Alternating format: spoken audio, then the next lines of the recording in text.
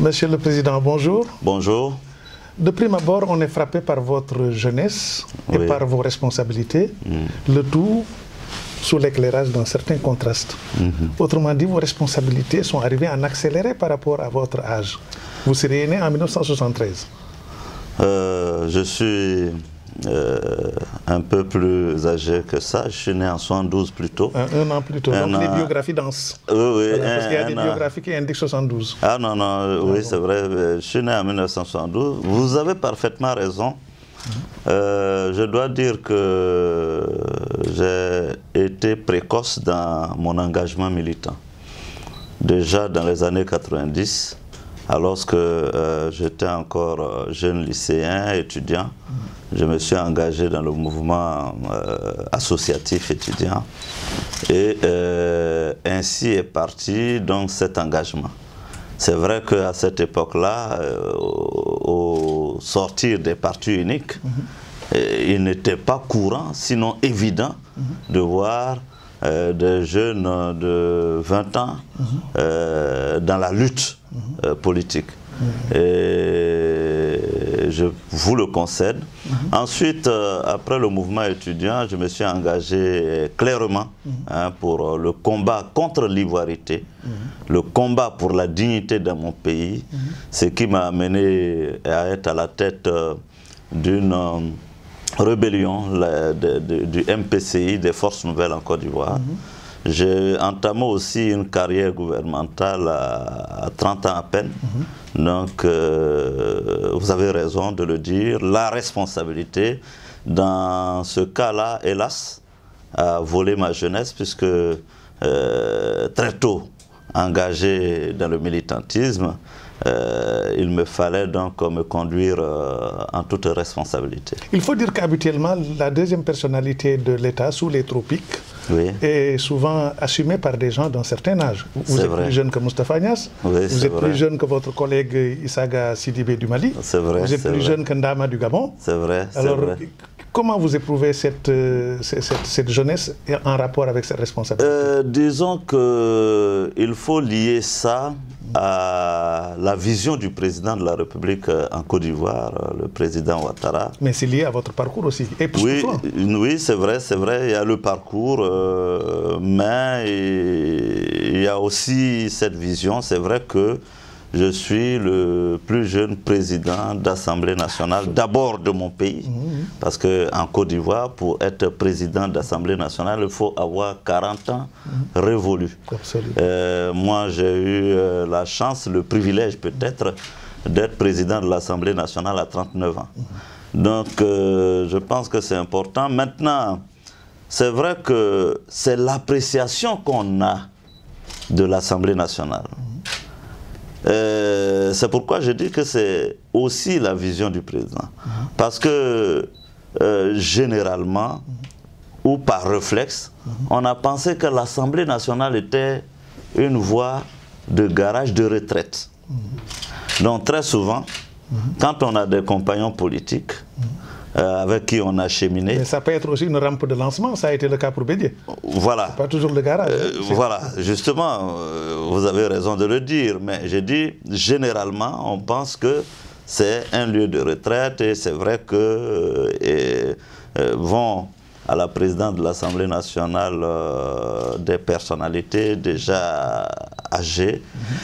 Mais j'y suis et je pense que l'Assemblée nationale, deuxième pouvoir dans nos États, en tout cas en ce qui concerne la Côte d'Ivoire, a un rôle important, essentiel à jouer et doit se situer au cœur de la République. Parce qu'à l'Assemblée nationale, justement, bat le cœur de la démocratie.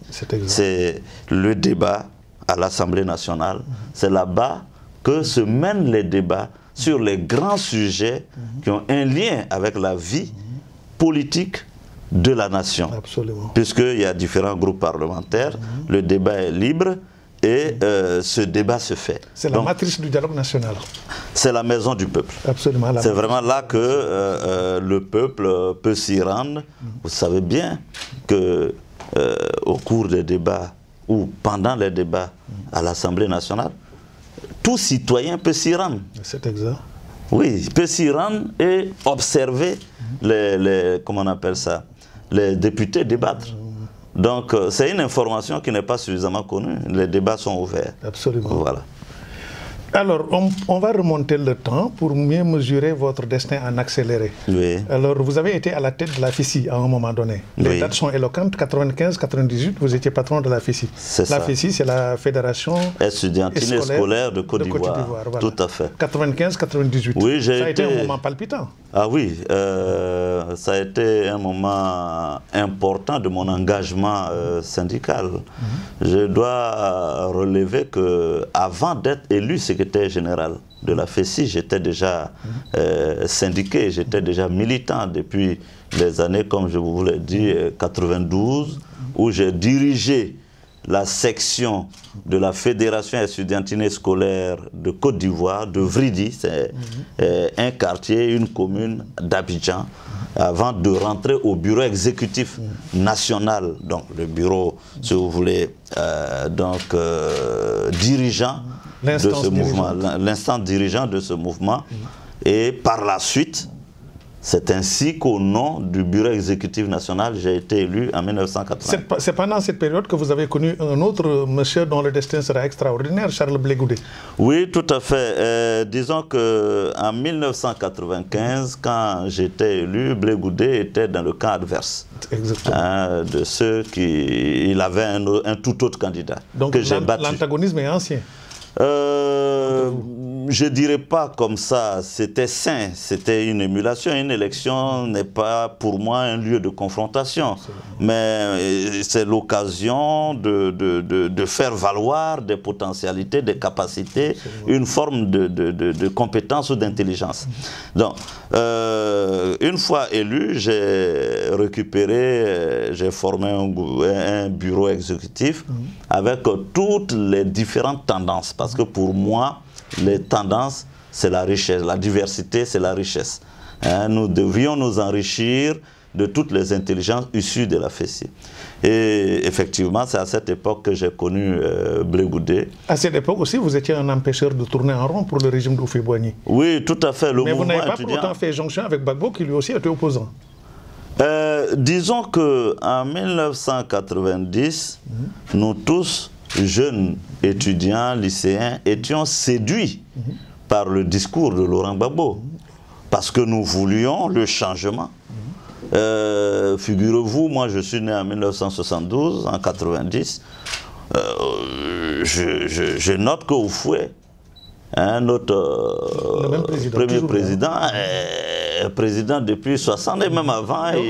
Voilà, donc en 90, nous, par réflexe, c'était même pas des projets de société ou d'idéologie, mais les jeunes que nous étions, nous voulions le changement.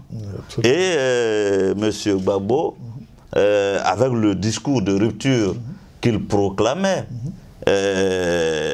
pour nous, c'était un discours séduisant et nous l'avons soutenu. Même un comportement courageux, il a été emprisonné dans les années 70 à Bouaké. Voilà, les années 69-70, mais nous n'étions pas nés. Par un certain commandant, Robert Gué, futur général Gué. Tout à fait. Donc, mais nous n'étions pas nés, nous l'avons lu dans les livres d'histoire, mais déjà en 90, on considère que Gbagbo est courageux puisqu'il ose à l'époque.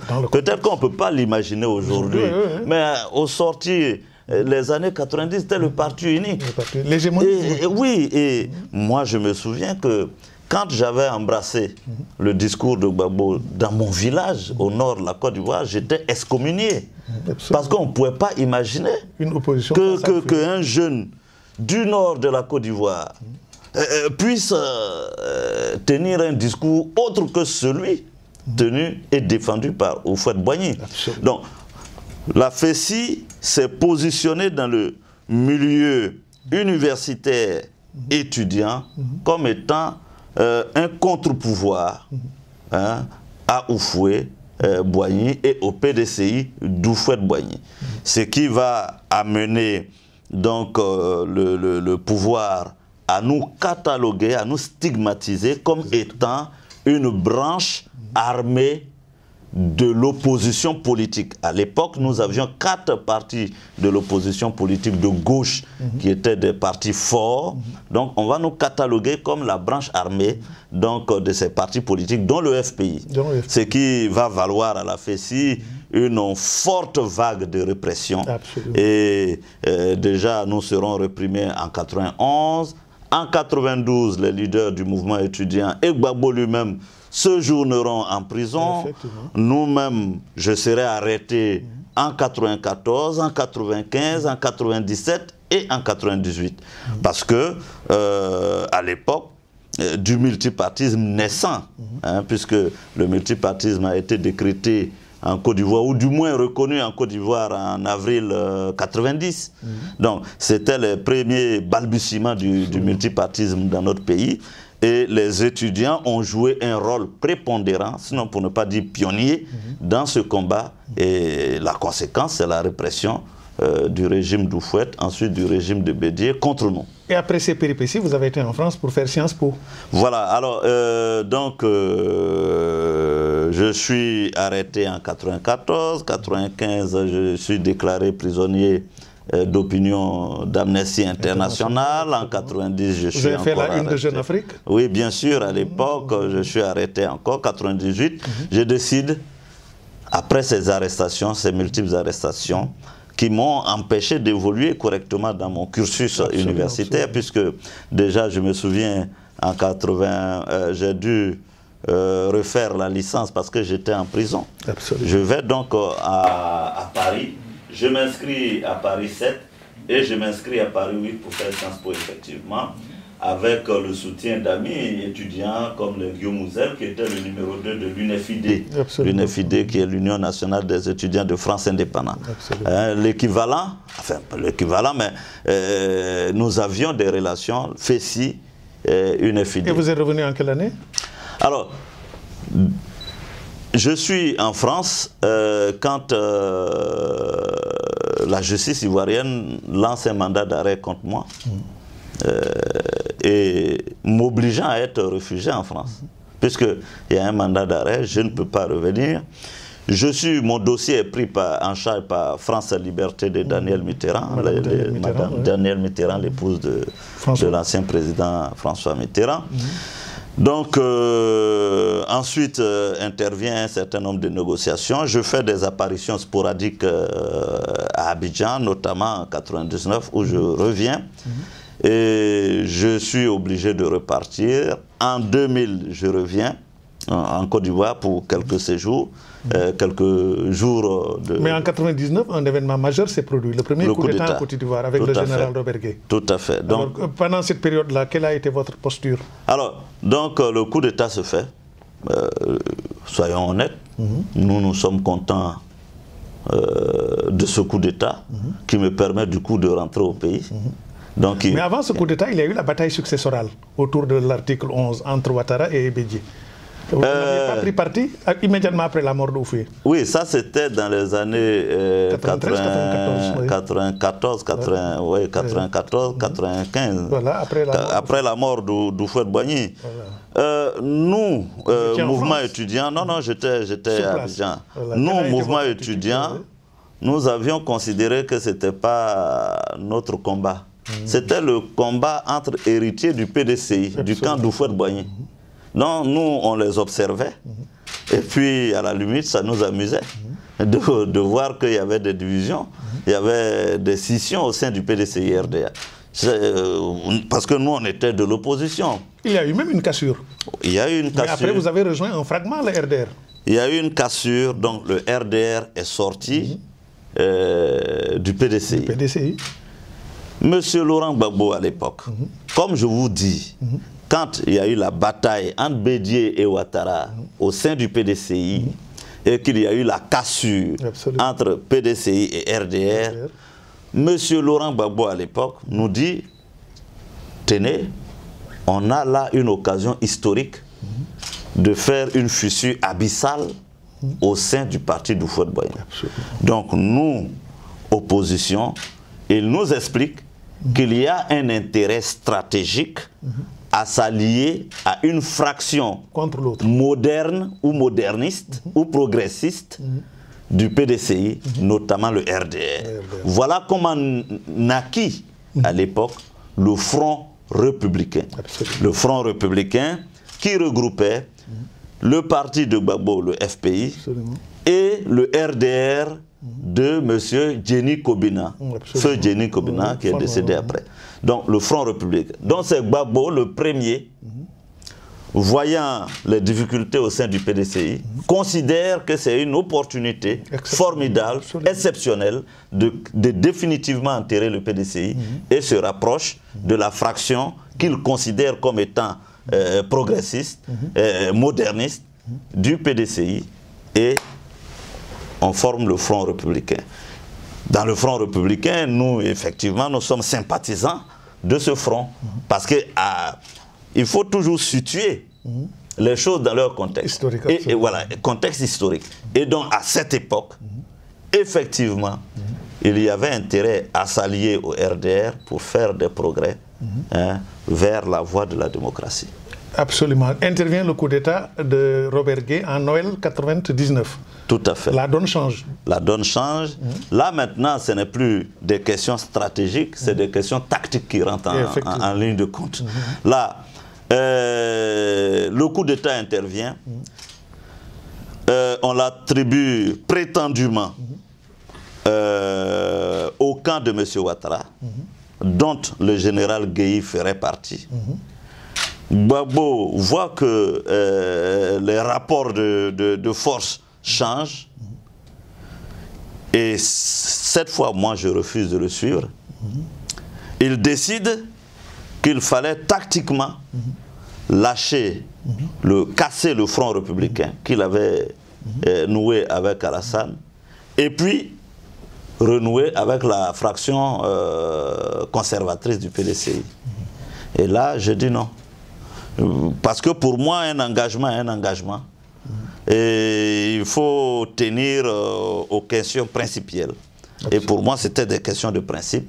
Nous avions soutenu le RDR en temps de paix, parce que nous avions mûrement réfléchi et que de façon stratégique, il fallait qu'on avance avec le RDR de M. Ouattara.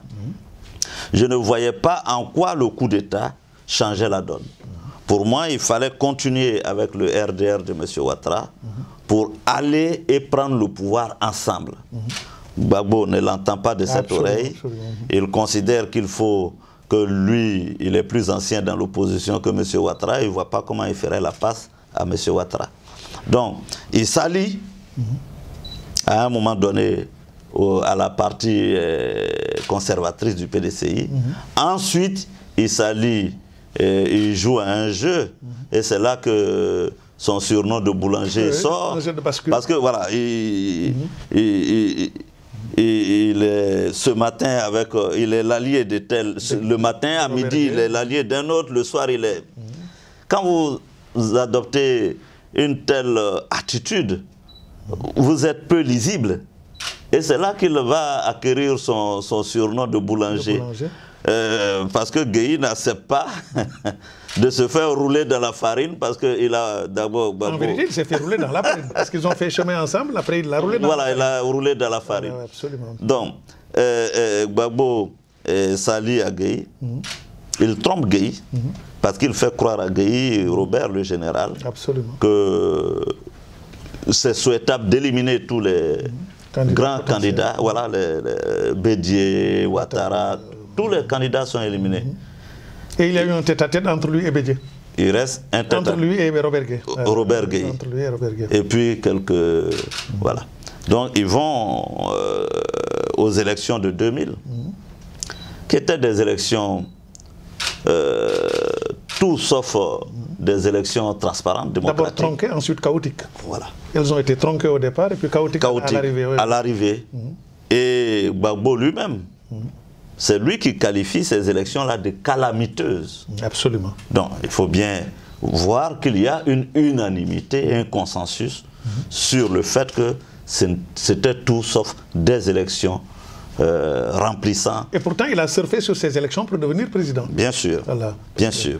Et donc, c'est pourquoi certains ont considéré que Gbagbo était un très bon tacticien. Mais un mauvais stratège. Mauvais stratège. Bon tacticien, mauvais stratège. Donc, il considère ces élections calamiteuses. Pour moi, il avait encore la possibilité de rattraper le train de la réconciliation. Il rate, puisque on disqualifie M. Ouattara pour cause des nationalités douteuses. On dit que M. Ouattara ne serait pas ivoirien. Toute une histoire est construite autour de ça. Après les élections, après l'élection présidentielle, on s'attendait à ce qu'à l'élection législative au moins, M. Ouattara puisse être député. Là encore, et cette fois, ce n'est ni Gueye ni personne d'autre, c'est Gbagbo lui-même qui est, comment on appelle, à la manœuvre, écarte M. Ouattara de l'élection législative. Quel était le rôle de la France? Parce qu'on était en pleine cohabitation. Tout à fait. Il y avait Chirac et il y avait l'autre, Jospin. Alors, il paraît qu'il a eu un flottement à Paris. Alors, je vous explique. La France est plurielle. Selon que l'Afrique a en face un gouvernement de gauche, c'est toute une autre politique qui est menée. Selon que c'est la droite qui gouverne, c'est une autre politique. Donc, qu'est-ce qui s'est passé dans le cas de la Côte d'Ivoire en 2000, précisément pour l'élection présidentielle de 2000? Cette période est intéressante. Nous avons M. Chirac en cohabitation avec la gauche. C'est Lionel Jospin qui est Premier ministre. Absolument. Et Charles Jocelyn, ministre de la coopération, chargé donc de la politique africaine de la France. Absolument. Le FPI est membre de l'Internationale socialiste. Absolument. Il a donc de bonnes relations avec M. Charles Jocelyn et des pontes du Parti socialiste qui, eux, gouvernent en France. Absolument. Quand M. Thabo Mbeki, alors président d'Afrique du Sud, plaide pour qu'il y ait une reprise des élections parce que M. Ouattara, M. Bédié ont été écartés. Quand les Nations Unies plaident pour qu'on reprenne les élections en Côte d'Ivoire, parce que M. Bédié, ancien président, M. Ouattara, ancien premier ministre, ont été écartés, seule la France, par la bouche de Charles Jocelyn et du gouvernement Jospin, valide l'élection. Absolument, absolument.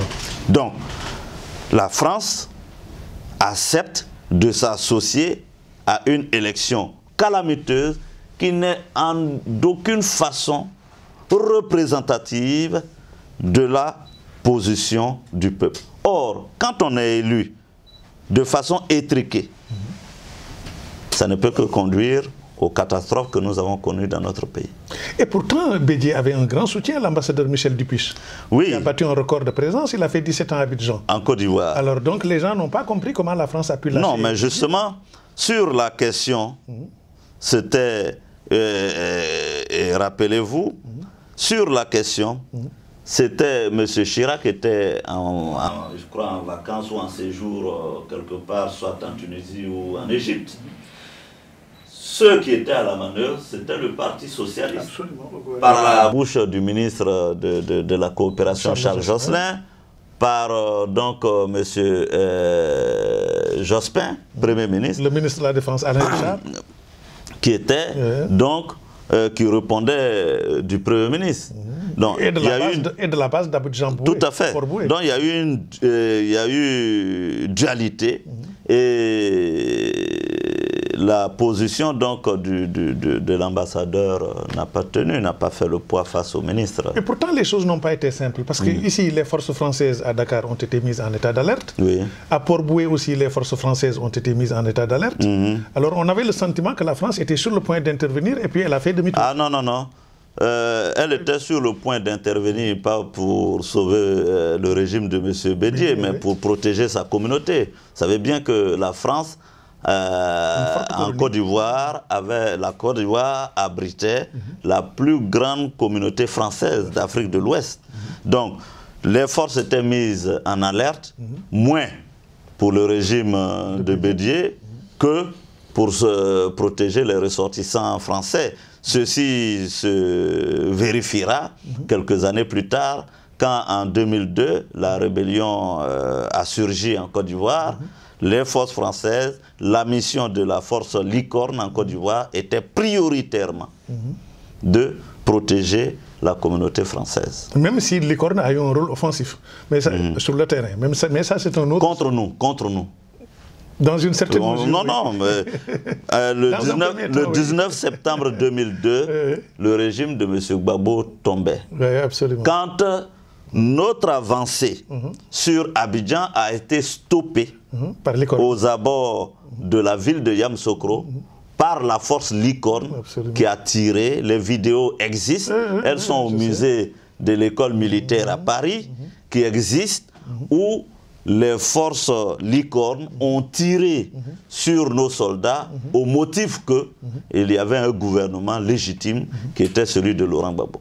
Absolument. Ça au moins c'est clair. Oui, mais après la position de la France va évoluer. Et nous expliquerons pourquoi la position de la France va évoluer quand la Chirac ordonne à l'armée française de détruire la flotte aérienne de Mais ça c'est en 2004. Ça c'est en 2004. Je vous expliquerai. Parce que déjà, le démarrage de 2004, la France avait décidé d'être aveugle.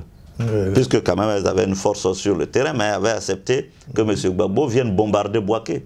Ce n'est qu'après qu'un obus des Sukhoi de Gbagbo ait tué 9 soldats français, alors que la veille, quand je posais la question au ministère, au Quai d'Orsay, pourquoi vous avez des soldats sur le terrain et que M. Gbagbo bombarde impunément nos positions, la France nous a répondu qu'elle n'avait pas de mandat. Quand le lendemain, 9 soldats français ont été tués, le mandat... La France s'est donné un mandat. Un mandat. En passant par-dessus la tête des Nations Unies. Voilà. Mais revenons un peu en arrière. En 2002, oui, 2000. Oui. Alors, les forces nouvelles ont fait leur apparition. Oui. Alors, en un temps record, vous avez contrôlé pratiquement le nord de la Côte d'Ivoire. Tout à fait. Et comme vous le dites, vous étiez pratiquement en position de descente sur Abidjan quand vous avez été brutalement stoppé. Mais comment sont nées les forces nouvelles? Il y a un surgissement qui étonne un peu les observateurs. Alors, comment ça a été concocté? C'est vrai que... Parce qu'il y a plusieurs thèses. Tout à fait. C'est vrai que quand on n'a pas été au quotidien de l'évolution de la situation politique nationale dans le pays, on peut en être surpris. Quand M. Gbagbo gagne les élections calamiteuses en novembre 2000, disons qu'il gagne des élections par défaut, puisqu'il n'y a pas de compétition. Absolument. Ok. Les compétiteurs éliminés par des artifices juridiques. Effectivement. Okay. Donc, M. Gbagbo se retrouve président par défaut, sans mandat.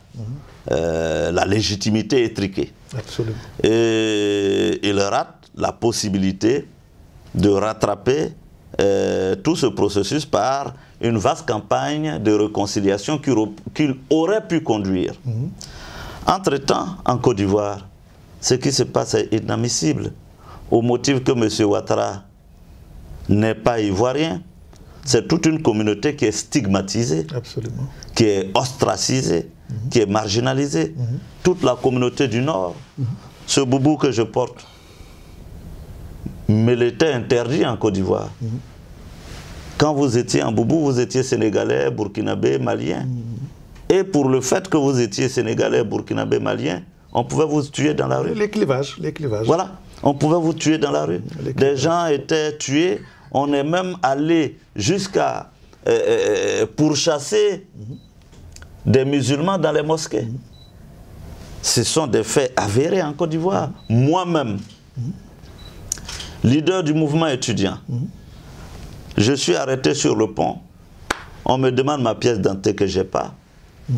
Je leur présente tout de même un passeport. À lire mon nom Soro, on dit que je suis un étranger. Et on me stoppe sur le pont pendant des heures et des heures. Imaginez le sort de tous ces citoyens lambda à l'époque. Donc, au nom de cette ivoirité, au nom du délit de faciès et de patronyme, on a fait du tort à toute une communauté qui s'est sentie exclue du jeu politique national. Absolument.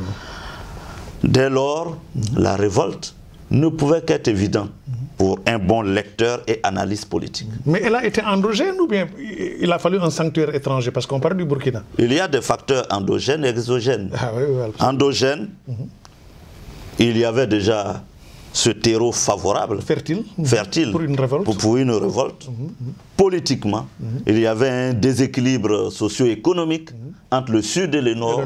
Gbagbo le dira en disant « j'ai la partie utile de la Côte d'Ivoire ». Très clairement, ce sont ses propos. C'est un aveu. Voilà. Donc, il y a ces facteurs endogènes où dans l'armée, c'est l'épuration. Au plan économique, c'est le déséquilibre. Il y a la partie utile et la partie inutile. Au plan politique, c'est l'ostracisme, l'exclusion, la marginalisation. Et maintenant, quelle est la dimension étrangère? Maintenant, la dimension exogène, le facteur exogène, c'est que Oufo Boigny, qui a créé le Conseil de l'Entente, disait bien que la paix à l'intérieur de nos États passe d'abord par la paix à nos frontières. C'était une phrase de diplomatie international. Alors qu'est-ce qui se passe? Nous sommes des soldats ivoiriens sont pourchassés en Côte d'Ivoire. Des mandats sont lancés. Ils trouvent refuge au Burkina Faso voisin et au Mali. Ils trouvent, certains même ont séjourné ici au Sénégal. Bon, je ne sais pas si on dira parce que des soldats ont séjourné au Sénégal, donc le Sénégal a soutenu la rébellion. Moi, j'ai séjourné en France. Je suis passé à Dakar, ensuite j'ai résidé au Burkina Faso. Je récapitule. Les soldats sont pourchassés, certains résident au Mali, d'autres au Burkina, d'autres au Ghana, d'autres au Sénégal. Nous sommes éparpillés dans les pays limitrophes en quête d'un refuge. Absolument. Pour notre propre sécurité. C'est juste. Quand je me retrouve au Burkina, je décide avec feu le sergent-chef Ibé, Koulibaly Ibrahima, qui lui était au Canada. Au Canada, en poste au Canada, on décide de nous regrouper. Absolument. Voilà comment nous nous regroupons au Burkina, le pays le plus proche de la Côte d'Ivoire. Et le plus soudé aussi à la Côte d'Ivoire, pour des raisons historiques et géographiques. Et sociologiques. Historiques, géographiques, sociologiques. Etc. C'était le même pays, voilà, en 1919, 1932, voilà, il y avait la Haute-Côte d'Ivoire, la Basse-Côte d'Ivoire. La colonie de la Haute-Volta a été supprimée. Tout à fait. Après, elle a été reconstruite. Après la dépression économique, le choc pétrolier. Pour des raisons budgétaires. Tout à fait. Donc, quand nous nous retrouvons au Burkina Faso, précisément à Ouagadougou, le fait de la proximité et le fait d'être regroupés, nous avons commencé à nous dire qu'on ne pouvait pas laisser les choses perdurer au pays. Et qu'il nous fallait un jour ou l'autre rentrer dans notre pays. Ce que nous revendiquions à l'époque, c'était d'avoir le droit de vivre sur la terre de nos ancêtres et d'y mourir.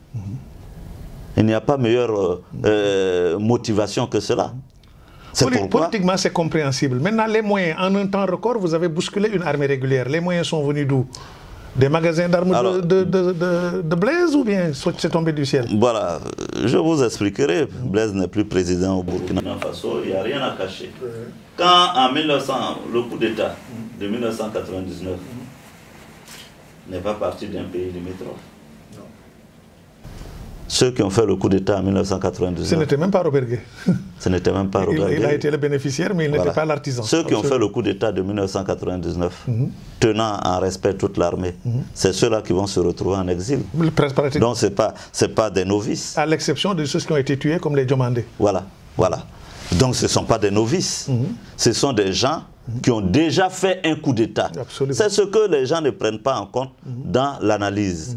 Donc, ce n'est pas des novices. Ce sont des gens qui ont déjà fait un coup d'État, qui sont supposés donc savoir où se trouvent les poudrières, où se trouvent les endroits stratégiques, où se trouvent Exactement. Ils ont fait carrière dans l'armée ivoirienne. Ils ont fait carrière dans l'armée ivoirienne avant de s'exiler.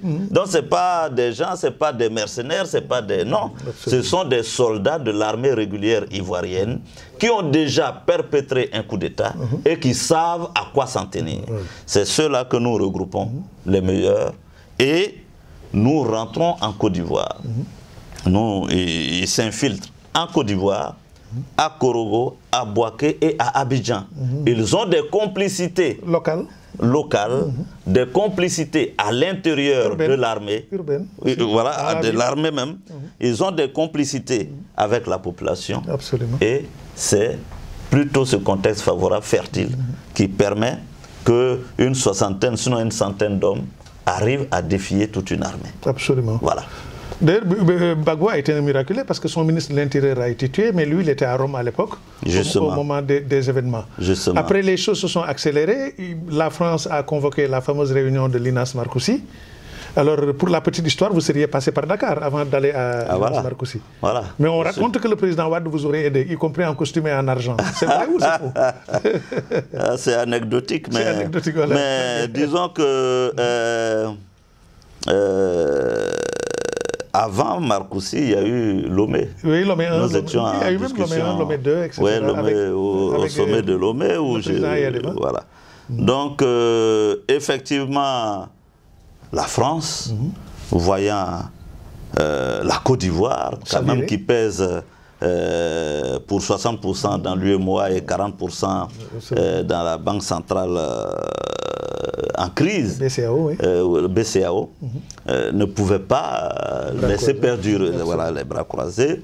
Monsieur Dominique de Villepin, alors, entre-temps, le régime a changé. Oui, la majorité a changé en France. La droite est revenue en force. En force en France. Monsieur Dominique de Villepin, ministre des Affaires étrangères de l'époque, donc, convoque le sommet de Marcoussi. Effectivement,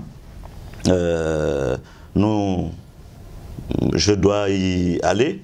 Je demande donc l'assistance aérienne de la France. Donc la France nous transporte de Bouaké à Dakar. Et le président Wade, qui déjà était président de la CEDEAO, voilà comment nous lui parlons. À l'époque, il est président de la CEDEAO, il envoie son ministre Cheikh Tidiane Gadio, qui a été l'artisan de l'accord de Bouaké. Voilà, de cesser le feu de Bouaké. Donc se propose de nous recevoir ici en escale avant Paris. Voilà comment nous passons ici. Et vous savez, hein, nous on était à Bouaké, il n'y avait pas de costume, il fallait aller discuter et on fait nos premiers achats ici. À Dakar. Voilà, à Dakar, je ne sais plus, dans un magasin. Bon, arrivé à Marcoussi, vous étiez en face du conseiller de Chirac, Pierre Mazot, juriste. Oui. Alors on dit qu'il a demandé le désarmement de l'armée, in fine. Non, parce que les patriotes ont bougé à Abidjan sous ce prétexte qu'on ne doit pas désarmer l'armée. Non, vous savez, les patriotes bougeaient... Pour n'importe quel motif. Vraiment. Vous savez, hein, voilà, en tout cas, ils étaient désœuvrés. C'est ce qu'ils ont servi comme explication. Non, c'est inexact. Inexact. Alors, d'ailleurs, le motif, en tout cas officiel, qui a été porté à notre connaissance est tout autre. Ils disent, il faut dissocier. Il y a l'accord global politique de paix qui est signé. Il n'y a rien à redire. Y compris par Gbagbo. Tout le monde a signé. Tout le monde signe. Et il y a la formation du gouvernement. C'est là que les jeunes patriotes, du moins dits patriotes ou prétendument patriotes, parce que le ministère de la Défense et le ministère de la Sécurité, de l'Intérieur, sont maintenant détenus par la rébellion, se mettent en mouvement. Pour dire qu'ils ne peuvent pas accepter que, c'est leur propre terme, que des rebelles aient la défense et l'intérieur. Voilà comment ils manifestent à Abidjan. Mais ceci n'est qu'un prétexte. Ceci est la manifestation de la mauvaise foi du régime de Gbagbo de l'époque, puisque nous avons discuté la répartition des portefeuilles ministériels. Gbagbo, c'est avec son accord, son assentiment, que ces postes... on a vu d'autres accords politiques, ou même on a vu dans d'autres pays, un partage équilibré du pouvoir. Parce que Gbagbo est maintenu. Le Premier ministre devait être issu de l'autre fraction. Mais nous avons accepté de concéder tout ça et d'aller dans le gouvernement. Malheureusement, tout ceci n'a pas fonctionné. Dans tous les cas de figure, Markoussi a été un échec parce que Gbagbo voulait gagner du temps. Tout à fait. Et rebondir. Tout à fait. Donc finalement, il y a eu Accra 1, Accra 2, plusieurs péripéties. Pretoria 1, Pretoria 2. Et finalement, Ouagadougou. L'accord de mars 2007. Vous voyez, l'accord de Ouagadougou. Tout à fait. Vous voyez que l'histoire nous réserve quelquefois des surprises. Absolument. Elle fait Ouagadougou, hier, accusé d'avoir soutenu la rébellion. C'est le même Ouagadougou qui va apporter le laboratoire de la paix, Absolument. Pour la Côte d'Ivoire. Et c'est par Ouagadougou que vous êtes devenu ministre de la communication. Non, je deviens Premier ministre à l'accord de Ouagadougou. Mais auparavant, vous avez été ministre de la communication. Oui, à Markoussi, nous héritons de la défense et de l'intérieur. Il y a des contestations à Abidjan, voilà, nous allons à Accra, et à Accra, il y a un réaménagement du gouvernement, et c'est là que la rébellion bénéficie contre la défense et l'intérieur. Nous avons le ministère de la Communication. Donc vous avez été le titulaire. Voilà.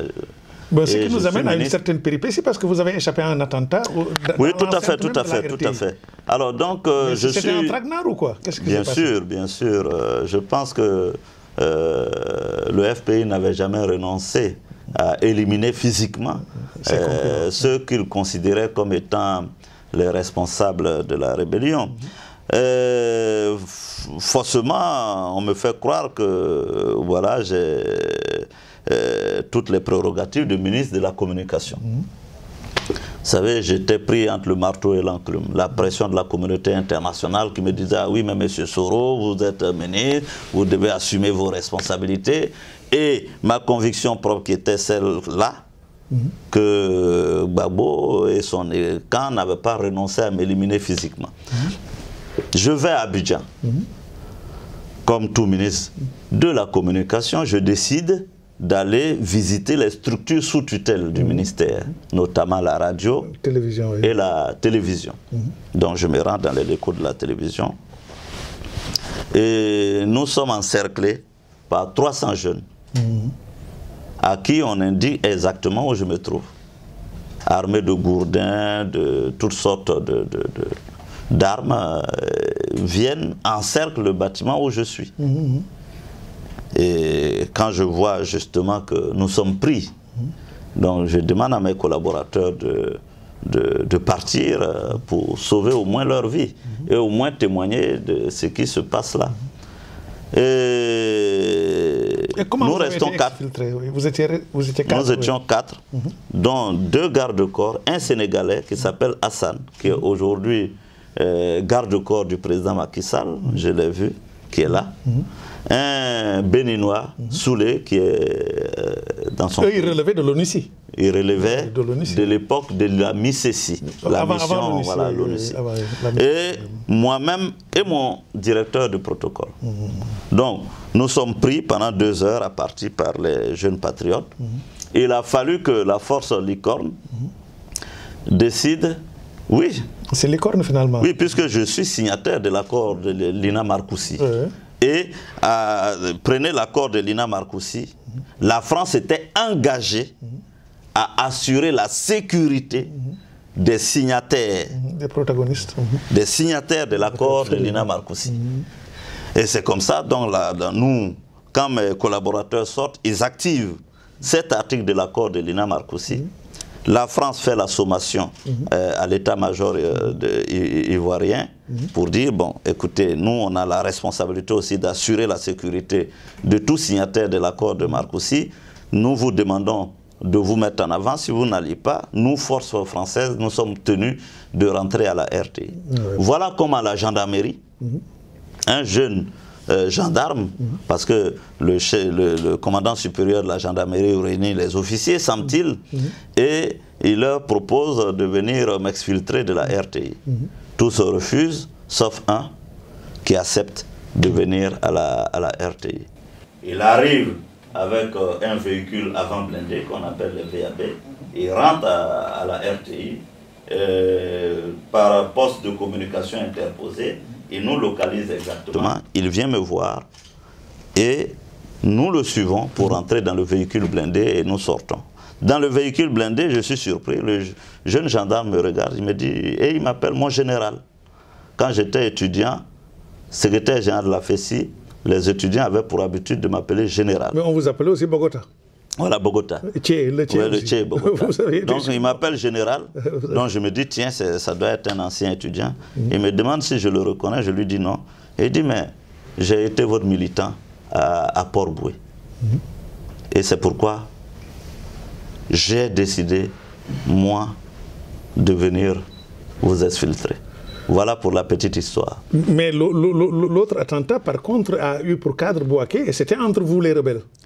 On a utilisé une roquette pour tirer sur votre Vous êtes un bon enquêteur, puisque vous dites c'est entre nous les rebelles, vous avez déjà fait votre enquête, vous avez conclu. Hein? Vous avez conclu. Non, non. Disons que, effectivement, à Bouaké, là, je suis Premier ministre. On a signé l'accord politique de Ouagadougou. Je suis Premier ministre. Je dois me rendre à Bouaké pour installer l'administration judiciaire. C'est exact, oui, je me souviens de cet épisode. Et à l'aéroport, nous sommes l'objet de tirs de roquettes sur l'avion. Où d'ailleurs il y a 2 de mes protocoles et 2 de mes gardes. Mais la provenance, pourtant on était en terrain force nouvelle. Tout à fait. Pas l'armée de Gbagbo. Vous savez, je ne sais pas, Charlie Hebdo c'était sur le sol français, mais je ne sais pas si... Non, je veux dire que Bouaké n'était pas fermé. Bouaké était ouvert. Absolument, donc n'importe quel kidam pouvait se faire. Jusqu'à présent, aucune enquête n'a pu certifier donc, et établir mais ce n'était pas le fruit des rivalités inter-FNN? Non, je ne pense pas. Je ne pense pas. Oui, il y avait des rivalités, mais je ne pense pas que ces rivalités-là aient les moyens de faire et de perpétrer un tel attentat. Sauf si elles sont armées. Tout à fait. Sauf si elles sont armées et téléguidées. Donc, tout à fait. Et financées. Et financées aussi. Et financées. Mais donc, pour aller vite, puisque le temps nous est relativement bien compté, l'accord de Ouagadougou, sa mise en œuvre assez problématique, vous avez été Premier ministre. Oui. Sous Gbagbo. Oui, sous Gbagbo, président, mais Premier ministre Charles Konabani. Qui était le Premier ministre à l'époque? Non, Charles Konabani était Premier ministre. Voilà, oui. Et j'ai été nommé Premier ministre le 29 mars 2007. Voilà, vous avez pris le relais. Après la signature de l'accord. Mais pendant cette période, vos rapports étaient manifestement cordiaux avec Gbagbo. En tout cas, les photos, les images. Oui, une fois que nous avons signé l'accord politique de Ouagadougou. Hein, visiblement. Ah oui, mais une fois que nous avons signé l'accord politique de Ouagadougou, ce n'était pas Guillaume, secrétaire général du MPCI, c'était Guillaume Soro, Premier ministre de la République. Donc, et chacun jouait sa responsabilité institutionnelle. Donc, pourtant, à un moment donné, on soupçonnait même une certaine complicité, tellement vos rapports étaient cordiaux. Oui, mais c'est... Correct ou courtois.